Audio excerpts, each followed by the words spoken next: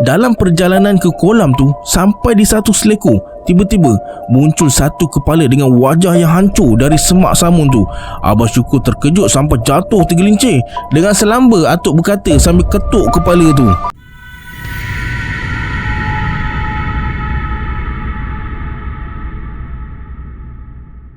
A'udzubillahi minasyaitonirrajim. Bismillahirrahmanirrahim. Assalamualaikum semua, kembali lagi bersama saya Syarul.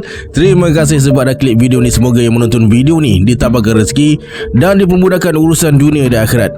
Hari ini saya akan kongsikan kisah daripada Abang Syukur tentang pengalaman beliau disesatkan masa balik kampung datuk dia. Nak tahu kisah dia macam mana? Tonton video ni sampai habis. Jangan lupa like, subscribe dan komen dalam video ni pada yang nak join grup Telegram saya.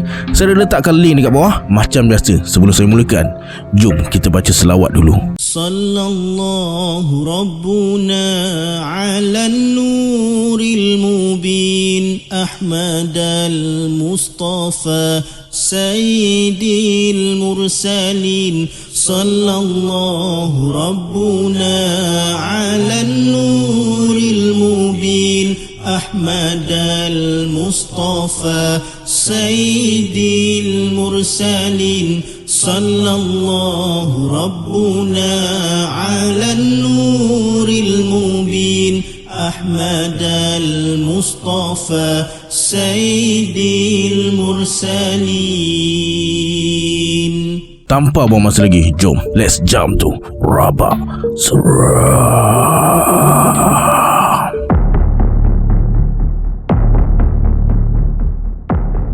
Rumah atuk dan nenek Abang Syukur ni berada dalam kawasan Kebun Getah. Dari jalan besar, hanya ada satu jalan masuk je, iaitu jalan dari kawasan tepi bukit lebih kurang 1 km dari pekan terdekat, dan hanya satu-satunya rumah yang ada di dalam perkebunan getah yang luasnya lebih kurang 40 hingga 50 ekar. Tahun 84-85, bukan macam zaman sekarang ada grab car. Turun je dari bas, suka atau tak, kena jalan kaki, daki jalan berbukit sebelum masuk dalam kawasan kebun getah menuju ke rumah atuk dan nenek. Dari gerbang kebun getah nak sampai ke tangga rumah atuk pula jarak dalam lebih kurang 1 km lagi. Abang Syukur ada satu tabiat masa remaja dulu. Setiap cuti Jumaat Sabtu atau cuti penggar persekolahan, dia lebih suka pergi rumah atuk. Suasana kebun getah membuatkan Abang Syukur rasa sangat tenteram dan damai. Ada satu hari tu, Abang Syukur agak lewat sampai ke pekan kawasan rumah atuk dia tu lebih kurang pukul 6 petang. Dulu pukul 6 petang dah gelap dan dah nak masuk waktu maghrib. Lepas turun dari bas, macam biasa Abang Syukur akan jalan kaki masuk kawasan perkebunan getah tu. Abang Syukur sampai di pintu gerbang kebun getah tu dekat pukul 7 malam. Tanpa rasa apa-apa, Abang Syukur melangkah masuk ke dalam perkebunan getah tu. Biasanya dalam masa lebih kurang setengah jam Abang Syukur dah sampai rumah atuk dia. Tapi malam tu Abang Syukur rasa dah berjalan terlalu lama, masih tak sampai lagi ke rumah atuk. Jalan tu memang jalan yang biasa Abang Syukur guna, tapi semakin dia berjalan jauh ke dalam, suasana semakin gelap gelita tanpa ada sebarang cahaya pun.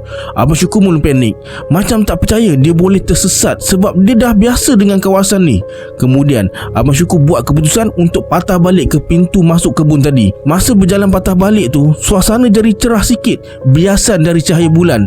Semakin dekat Abang Syukur ke pintu masuk kebun getah tu, suasana kembali seperti biasa. Abang Syukur pandang ke belakang nak tengok kawasan kebun getah yang dah mula gelap tu. Tapi gelap tu tak segelap masa dia rasa tersesat tadi. Lepas tu Abang Syukur baca ayatul kursi dan bismillah sebelum mulakan langkah sekali lagi untuk masuk dalam perkebunan getah tu. Baru je dia nak melangkah, Abang Syukur nampak ada seseorang tengah berjalan ke arah pintu masuk kebun getah sambil bawa lampu suluh. Semakin dekat orang tu, semakin jelas rupanya atuk. Abang Syukur bersuara, "Kenapa atuk keluar? Dah kau kena main-main dengan mereka? Mereka siapa? Dah ikut atuk dulu, nanti atuk tunjukkan." Abang Syukur pun ikut atuk dari belakang. Masa berjalan tu, atuk bagi tahu mereka tu saja nak mengusik Abang Syukur. Bila Abang Syukur tak sampai-sampai rumah macam biasa, atuk mula rasakan ada sesuatu yang tak kena dan dia mula keluar untuk cari Abang Syukur. Dalam 15 minit berjalan, tiba-tiba atuk cuik bahu Abang Syukur dan suruh dia berhenti. Atuk berjalan 2 langkah ke depan, kemudian dia suluh sesuatu dekat depan mereka. Abang Syukur nampak macam ada kain hitam yang sangat besar hadang perjalanan mereka. Atuk bersuara, "Tak payah kau nak ganggu cucu aku. Ini kawasan aku. Kau pergi atau aku bakar." Lepas Atuk cakap macam tu, Abang Syukur dengar suara mengeram yang sangat kuat dan kain hitam tu terus terbang hilang entah ke mana. Kemudian mereka teruskan perjalanan semula. Itulah makhluk yang sesatkan kau tadi, kata Atuk. Rupanya kalau Abang Syukur tak buat keputusan patah balik tadi, mungkin dia akan terus disesatkan sampai ke penatan. Dan mungkin orang akan jumpa Abang Syukur esok harinya di tempat yang lagi jauh ke dalam. Sampai rumah, nenek ketawakan Abang Syukur yang ke penatan tu. Dan jam dah menunjukkan pukul 3 pagi. Abang Syukur pelik, macam mana boleh jadi lama macam tu. Kemudian nenek suruh bersihkan diri dan tidur. Masa nak lelapkan mata, Abang Syukur masih terfikir kejadian tadi. Dan macam mana Atuk tahu dia dalam perjalanan ke rumah, padahal Abang Syukur tak bagi tahu mereka pun yang dia nak datang. Lagipun tahun-tahun tu mana ada telefon nak berhubung. Abang Syukur buat keputusan nak tanya Atuk dia esok pagi. Dalam pukul 8 pagi, Abang Syukur terbangun dari tidur. Baru dia terasa penat yang amat sangat sebab kejadian malam tadi. Lepas tu dia turun ke kolam yang jaraknya dalam 50-60 meter dari rumah untuk mandi. Walaupun matahari dah terbit, air kolam tetap terasa macam air batu bila tersentuh badan. Lepas mandi, Abang Syukur pergi sarapan yang telah nenek siapkan. Tinggal Abang Syukur je lah dekat rumah. Macam biasa, Datuk dan nenek dia akan keluar waktu pagi. Nenek pergi kutip hutang jualannya. Atuk pula akan ke bandar terdekat untuk ke pasar beli barang keperluan. Pak Su waktu tu tinggal dekat asrama dan minggu tu dia tak balik. Masa tengah sarapan tu, tiba-tiba pintu tengah rumah seperti ditenang-tenang oleh sesuatu.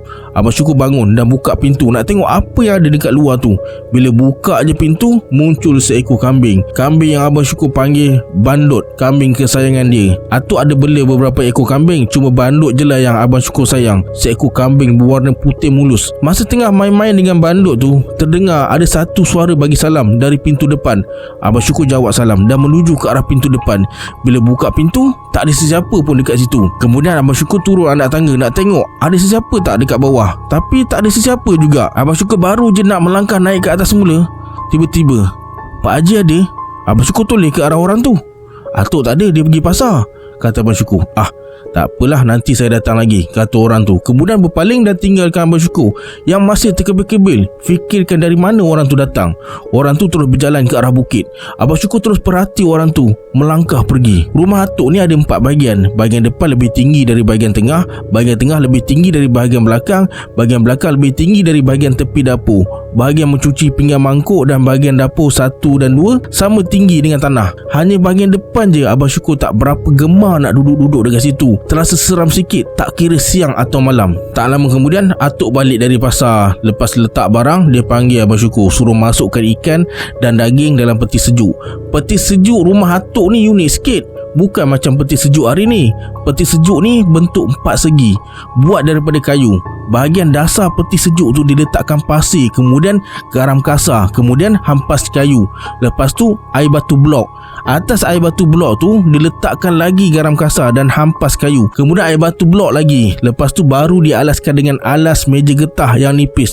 Dekat situlah diletakkan barang basah macam ikan, daging atau daging ayam. Sekarang ni memang susah nak jumpa alat ni. Kerja Abang Syukur setiap kali nak raya, dia kena bersihkan peti sejuk tu. Dan 2 hari sekali akan ada apek datang hantar air batu blok tu. Lepas siap susun barang basah dalam peti ais, Abang Syukur pergi ke bahagian depan rumah dengan niat nak tanyalah tentang kejadian malam tadi. Atuk, tadi ada orang datang cari Atuk, kata Abang Syukur. Petang nanti dia datang lah tu, jawab Atuk. Abang Syukur mula tanya tentang kejadian malam tadi. Rupanya malam tadi tu kerja makhluk yang memang suka sesatkan manusia dalam hutan atau kebun-kebun yang tebal. Makhluk tu tak berbahaya, cuma nakal je, kata Atuk. Lain kali cakap, jangan kacau cucu Haji Beh nak lalu, kata Atuk. Lepas tu macam biasa, Atuk akan betulkan bacaan solat Abang Syukur. Dan biasanya Atuk suruh Abang Syukur baca doa kunut, dia nak dengar. Tiba-tiba Atuk tanya tentang kejadian Abang Syukur minum air mandian jenazah dulu. Abang Syukur terkejut. Macam mana Atuk boleh tahu? Atuk tahu sebab kau ni berbau kapur barus dan sukma kau ni bergema, kata Atuk. Sumpah Abang Syukur tak faham. Dan Atuk cakap dia nak mandikan Abang Syukur petang ni untuk hilangkan bau kapur barus tu. Kemudian terdengar nenek balik dan terus masak. untuk makan tengah hari. Dipendekkan cerita, petang tu dalam pukul 5.30 petang, atuk ajak Abang Syukur pergi kolam untuk mandi dan bagi sehelai kain hitam untuk disarung sebelum Abang Syukur turun kolam nanti. Nak pergi kolam ni kena turun bukit dan sekelilingnya penuh dengan semak samun yang tinggi. Memang sengaja tak dipotong semak samun tu supaya terhalang penglihatan sesiapa yang mandi dekat situ. Dari tingkap rumah bahagian depan pun tak nampak siapa yang mandi dekat kolam tu. Dalam perjalanan ke kolam tu, sampai di satu seleko, tiba-tiba muncul satu kepala dengan wajah yang hancur dari semak samun tu. Abang Syukur terkejut sampai jatuh tergelincir. Dengan selamba atuk berkata sambil ketuk kepala tu, "Ini cucu aku, kau jangan kacau. Baik kau pergi, jangan ikut dia lagi. Kalau tak aku bakar kau." Atuk terus ketuk-ketuk kepala tu sampai dia hilang. Bunyi ketukan tu macam bunyi kayu kena ketuk. Tuk tuk tuk tuk tuk. Lepas mandi, balik rumah, solat maghrib dan makan. Dan tibalah waktu yang paling Abang Syukur suka, iaitu dengar cerita daripada atuk dia masa zaman muda dulu. Siapa ibu bapa dan datuk nenek dia. Kira macam cerita tentang salah silah keluarga lah. Untuk pengetahuan, atuk Abang Syukur ni berdarah Turki sebelah bapa dan ibunya berdarah Arab campur Jambi. Nenek pula berdarah Arab berasal dari Mekah. Malam tu Abang Syukur tidur lewat sebab dengar cerita atuk. Masa nak tidur, atuk pesan supaya jangan matikan lampu ayam dekat atas meja malam ni. Pelik, selalunya lampu tu dimatikan. Malas nak tanya panjang lebar lagi, Abang Syukur iyakan je lah. Pukul 3 pagi, atuk kejut Abang Syukur. Dengan mamai dia ikut atuk turun tangga melalui pintu tengah ke arah kandang kambing. Sampai dekat kandang kambing, Abang Syukur nampak ada 3 orang lelaki atas pokok jambu air sambil pandang ke bawah dengan wajah ketakutan macam halau sesuatu dekat bawah pokok jambu tu. Lepas tengok orang-orang tu, atuk ajak naik rumah semula sambung tidur. Abang Syukur tanyalah siapa tu, tapi atuk jawab esok pagi je, biarkan dia orang dekat situ. Lepas subuh, atuk ajak Abang Syukur pergi ke tempat 3 orang tadi. Mereka masih dalam kebingungan dan ketakutan. Kemudian atuk hentak kaki kiri 3 kali dan bagi salam pada mereka dan suruh mereka turun. Mereka ikut arahan atuk sambil masih lagi tengok kawasan sekeliling dalam keadaan ketakutan. Kemudian atuk suruh Abang Syukur pergi ambil air kopi dan bihun goreng yang nenek dah sediakan untuk mereka. Mereka makan dan minum dengan lahap sekali. Kemudian salah seorang dari mereka bersuara, "Terima kasih Haji. Kalau Haji tak ada, kami tak tahu macam mana nak lari dari harimau-harimau tu." Bila dengar perkataan harimau, Abang Syukur terus pandang kiri, pandang kanan. Risau ada harimau dekat situ. Mereka minta maaf dengan atuk dan berjanji tak akan ulangi lagi perbuatan mencuri kambing-kambing atuk tu. Atuk maafkan dan lepaskan mereka dengan syarat jangan ulangi lagi perbuatan mencuri di mana-mana saja. Mereka berjanji. Abang Syukur tanya atuk, "Mana harimau tu sebab dia tak nampak pun?" Atuk jawab, "Itulah kelebihan ayat Quran, boleh lindungi kita jika kita yakin." Kemudian mereka berdua naik ke rumah semula untuk sarapan. Lepas sarapan, Abang Syukur berkemas nak balik sebab besok sekolah. Dan macam biasa, sebelum balik, atuk mesti bagi duit RM20. Tahun 84-85, RM20 tu dah besar sangat dah. Lepas bersalam dengan atuk dan nenek, Abang Syukur turun anak tangga. Sampai ke tanah, Abang Syukur saja menjerit kuat-kuat, "Jangan kacau cucu Haji Beh nak lalu." Atuk dan nenek hanya tersenyum tengok gelagat Abang Syukur. Okey, sampai sini dulu kisah untuk hari ini. Sebelum kita berpisah, anggaplah kisah ini sebagai hiburan semata-mata. Janganlah terlalu mudah percaya.